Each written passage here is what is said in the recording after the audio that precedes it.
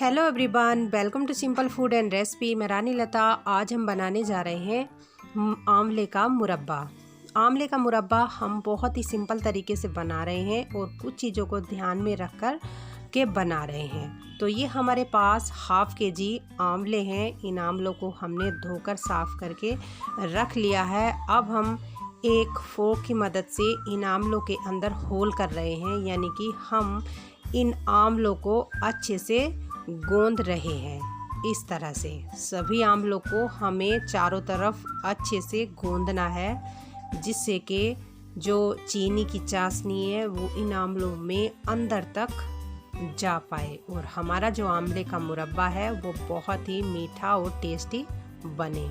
तो इस तरह से हम धीरे धीरे सभी आंवलों को एक फोर्क की मदद से गोंद लेंगे। तो आंवले हमारे जो है अच्छे से हमने इनमें होल कर लिया है। तो अब हम करने जा रहे हैं एक पानी तैयार, जिस पानी में हम इन आंवलों को डिप करेंगे। तो हम ले रहे हैं एक भगोना। भगोने में लिया है हमने आधा भगोना पानी और ये हमारे पास है चूने की शीशी।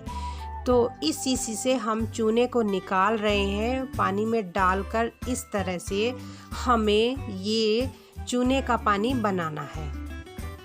तो हाफ केजी में हमें एक शीशी ही चूना लेना है। अगर आप ये चूना नहीं लेना चाहते हैं तो आप कली वाला चूना ले सकते हैं और कली वाले चूने के पानी से आप इस तरह से पानी तैयार कर सकते हैं। तो ये हमारा चूने का पानी बनकर तैयार हो गया है। अब हम इसमें इन आंवलों को डाल देंगे और इन आंवलों को हम 24 घंटे के लिए डिप करके रख देंगे। इन आंवलों को चूने के पानी में डालकर हम इसलिए रख रहे हैं जिससे कि हमारा जो आंवला है वो खट्टा और कड़वा ना बने। जब हम आंवला खाते हैं और घर पर बनाते हैं तो लास्ट में जो है हमारा मुंह कड़वा कड़वा और खट्टा खट्टा रहता है। तो चूने के पानी में डाल करके रखने से वो स्वाद जो है वो टेस्ट बदल जाता है। तो इस तरह से 24 घंटे के लिए हमने प्लेट से ढककर रख दिया था, डिप करके रख दिया था इन आंवलों को। तो 24 घंटे हो चुके हैं। अब हम देख रहे हैं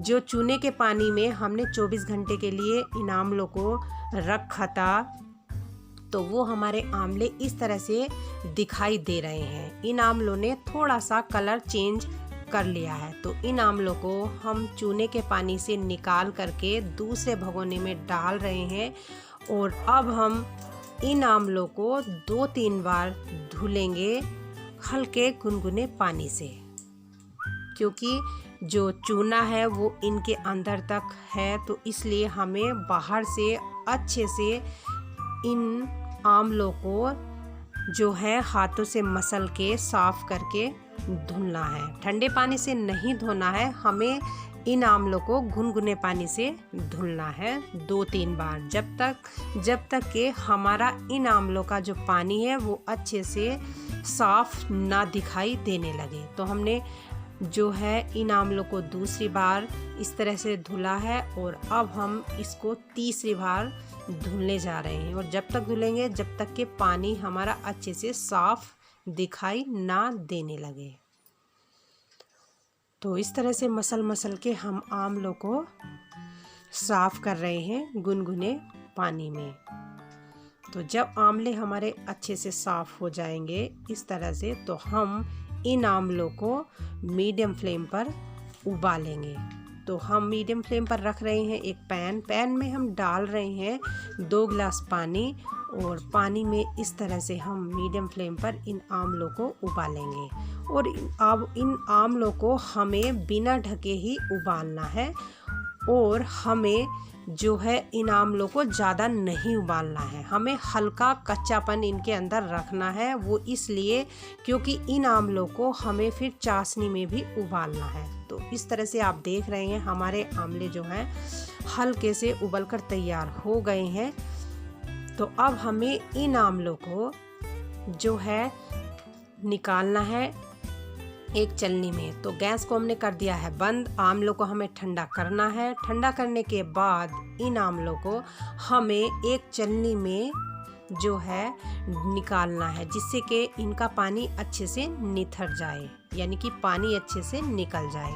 तो आप चाहें तो इन आंवलों को धूप में भी सुखा सकते हैं, पंखे के नीचे भी सुखा सकते हैं, या फिर एक सूती कपड़े में डाल करके इनका पानी भी पोंछ सकते हैं। तो मैं एक टॉवल ले रही हूँ और टॉवल के ऊपर इस तरह से हम इन उबले हुए आंवलों को इस तरह से रख रहे हैं और ऊपर से हम इस तरह से तौलिया को कवर कर देंगे और हल्के हल्के हाथों से हम इस तरह से इनको दबाएंगे, जिससे कि जो इनके अंदर का पानी है वो अच्छे से सूख जाए। तो 5 से 7 मिनट के लिए हम इनको छोड़ देंगे। अब हम मीडियम फ्लेम पर नहीं, लो मीडियम फ्लेम पर रख रहे हैं। फिर से एक पैन में हमने डाला है 1 गिलास चीनी और उसमें हम डाल रहे हैं आधा गिलास पानी। पानी हमें कम ही रखना है, क्योंकि जब हम आंवले इन चाशनी में डालेंगे तो आंवले जो हैं वो पानी छोड़ेंगे।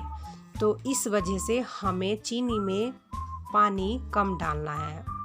तो जब तक हमारी जो चीनी की चाशनी तैयार हो रही है तो तब तक हम देख रहे हैं कि आंवले जो हैं वो हमारे किस तरह से सूखे गए हैं, पानी जो है इनका निकला है या नहीं। तो पानी इन आंवलों का अच्छे से सूख गया है। अब हम इन आंवलों को एक प्लेट में रख देंगे और प्लेट में रखने के बाद अब हम इनको चाशनी में डालेंगे। तो चाशनी में हमें तब डालना है जब तक हमारी चीनी जो है वो पानी में अच्छे से ना घुल जाए। तो आंवले हमारे एकदम तैयार है चाशनी में डालने के लिए। अब हमें चाशनी देखनी है कि हमारी जो चाशनी है वो किस तरह से बनी हुई है। तो चीनी पानी में अच्छे से घुल गई है। तो अब हम इसमें डालेंगे ये उबले हुए आंवले।